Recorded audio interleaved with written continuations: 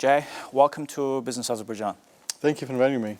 Sure, thanks for coming. And let's start off with shedding some light on what USAID is and what its mission is overall. And we can later on go on to discuss more like structural reforms in Azerbaijan, overall business attractiveness for American companies into foreign investment. But before that, let's talk a little bit more on what you do here, what USAID's mission is.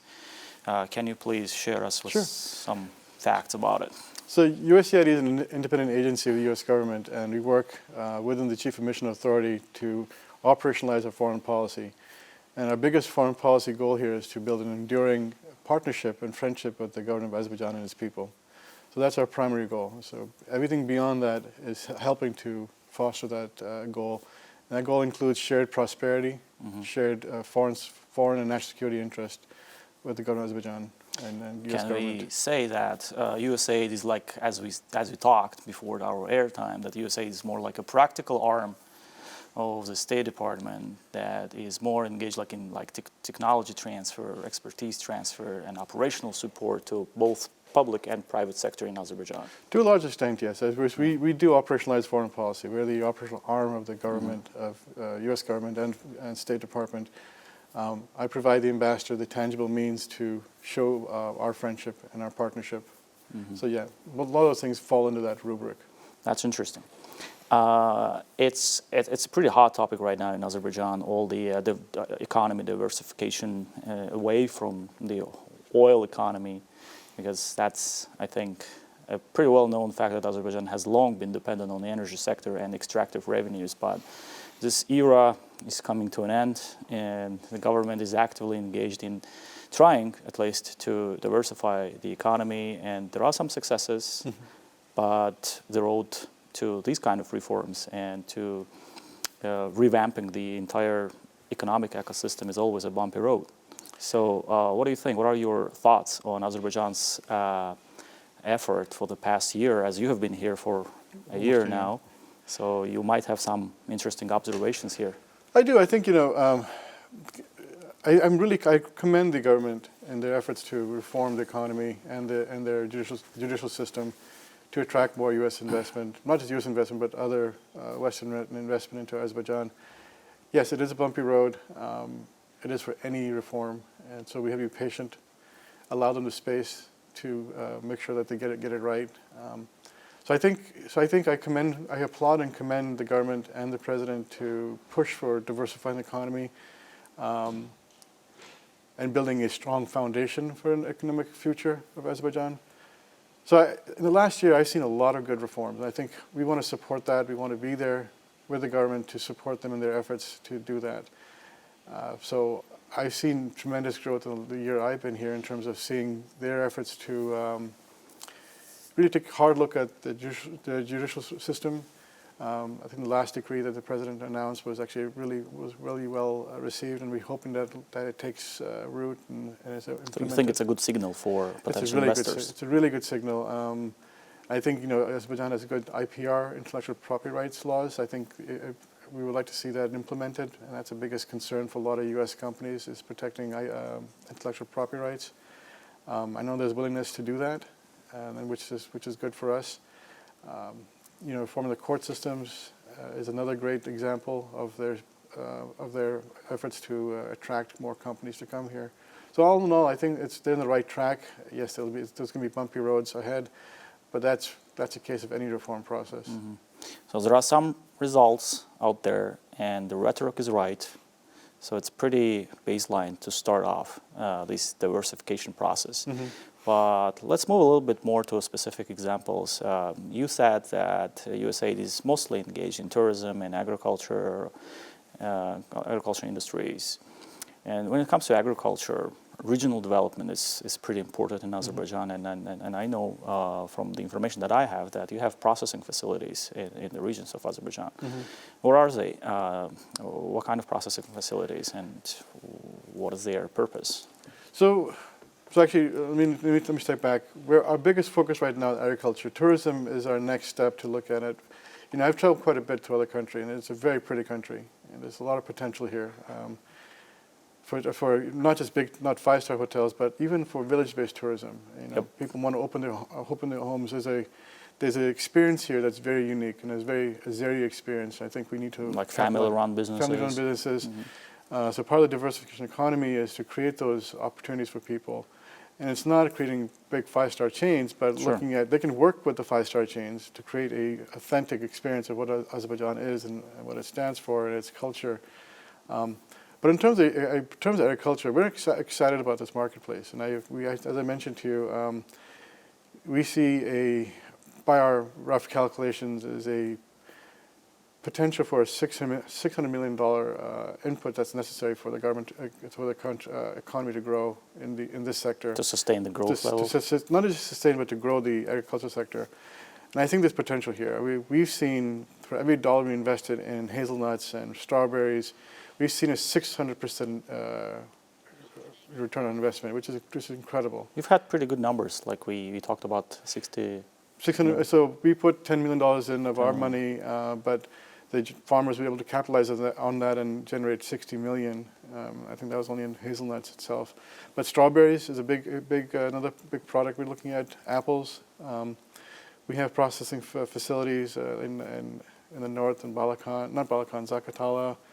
Then in fruit processing. Yeah, for export. For export. Because the big thing is, the market here, domestic market is a good market, but I think the bang for the buck for Azerbaijan, and that's the growth we looked at, is exporting to Europe and to the Gulf. That's where you get better prices.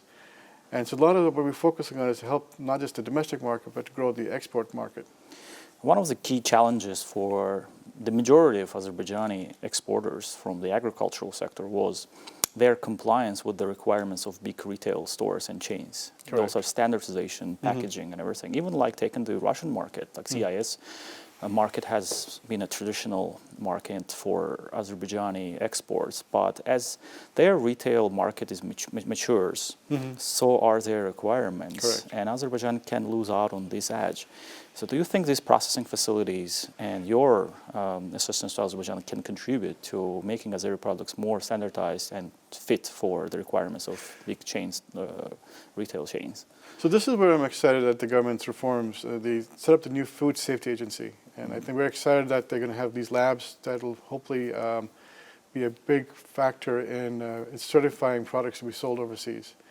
And so our effort is to work with them and our Food and Drug Administration, connect those two agencies to provide that level of sophistication and making sure that anything that comes out of Azerbaijan is clean and it's fit for consumption and it's quality.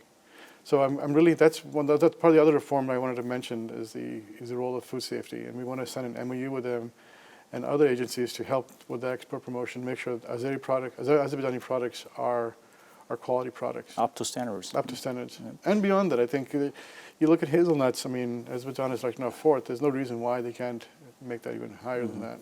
I mean strawberries too. That's pretty interesting that you mentioned that. One of the key parts of the reforms that Azerbaijan is launching right now, and I myself is engaged in that process as an entrepreneur in reforms, but reforms without looking into business processes won't be quite successful, and that's pretty exciting actually to get to know that Food and Drug Administration is helping these area businesses. It's early days right now, but we hope to solidify that and facilitate that exchange. Okay, but that's already good that there is an intent to do that, because both private and public sector in Azerbaijan are in need of this expertise transfer when it comes to business process management and hammering out, let's say, standardized operational procedures and building the institutional capacity and memory so we can lessen the dependency on individual experts and professionals, although their role is quite important, but in today's technological era, that's pretty important that we have these best practices coming from the U.S. What about the foreign investment and Azerbaijan's business climate overall?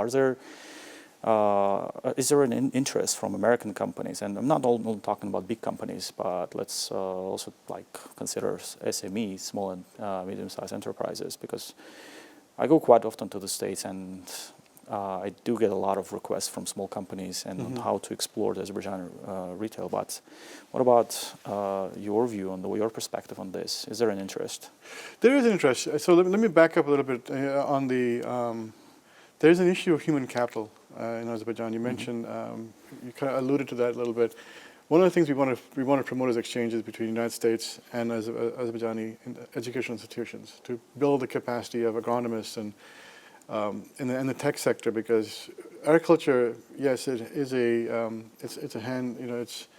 You're working with your hands. You have machines to help you, but there's a element of technology that is critical to its success.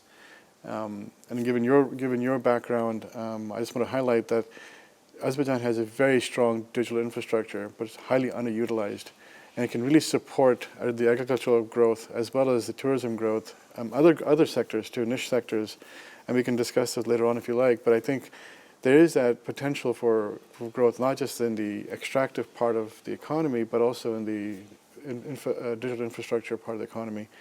Regarding the U.S. investment and interest, we hosted a forum in Chicago, the first time, an agri forum, and the Minister of Agriculture, and along with 15 or so. That was a pretty big event, I remember that. So it was really well done. People, we were surprised at the level of interest. And I think when we explained, oftentimes Americans don't know where Azerbaijan is on the map, which is fine.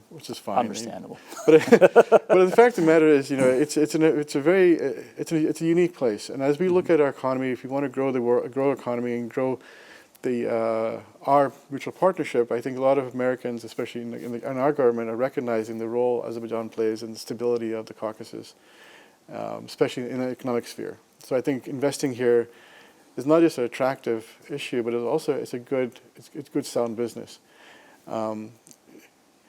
So the forum highlighted there was interest. We had major companies come out to the forum and talk to the Minister of Agriculture along with his delegation of Azerbaijani companies. To the point now we're looking at another one in Oklahoma and making that a little more advanced by including other departments of our government, including Department of Commerce, to get their buy-in and support to Oklahoma. In Oklahoma. And Oklahoma's a key state. I think it's got great resources in agriculture and energy. We've heard really machinery and positive machinery. But the other positive thing that we're looking at in terms of, you mentioned the energy sector, is the government's focus on also renewables and alternative forms of energy as a platform to increase the ability to have sustainable energy platform that they can also sell to the European Union and other parts of the world. So I think it's an exciting place to be in, and I think more we can talk about this, and I think the reforms that the government's pushing are critical in that regard. Great. Yeah. And I see you have pretty good dynamics in your cooperation with the U.S.-Azerbaijan Chamber of Commerce in Washington, D.C. That's pretty good to know about organizing all of these forums. And the last question on the startups in Azerbaijan. What is the USAID's role in helping and supporting local startups? So one of the ideas we have, and we're still trying to work this all out, is bringing young U.S. investors here who are not risk averse. There's potential here, and we want to look at, the thing what I look about in terms of diversity of investments is every country has a unique niche.